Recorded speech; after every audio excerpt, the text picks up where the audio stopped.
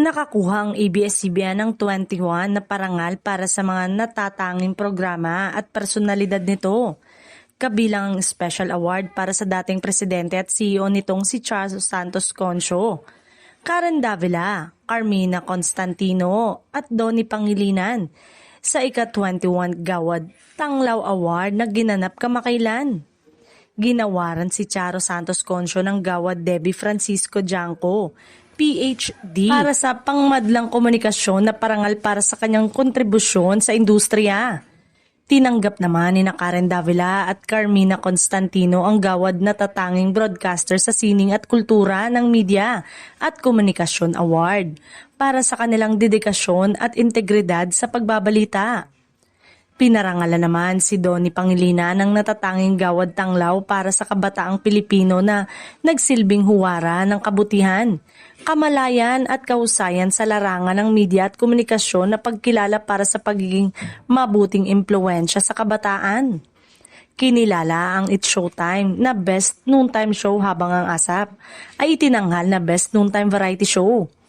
Big winner ang family drama thriller na Pamilya Sagrado na nag-uwi ng Best Teleserye at Best Story na mga parangal. Naiuwi rin ni Janine Gutierrez at Janice de Belen ang Best Actress at Best Supporting Actress na mga parangal para sa revenge drama na Dirty Linen. Natanggap din ni Kyla Estrada ang Best Supporting Actress na titulo para sa hit mystery series na Linlang. Habang si Makoy De Leon naman ay pinarangalang Best Supporting Actor para sa kanyang husay sa action series na FPJ Batang Quiapo. Samantala, naiuwi naman ni Joros Gamboa ang Best Supporting Actor para sa Hello Love Again sa News and Current Affairs.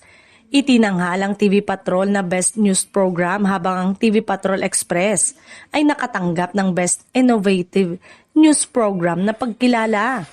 Hinirang naman si Alvin L. Chico bilang Best TV News Anchor.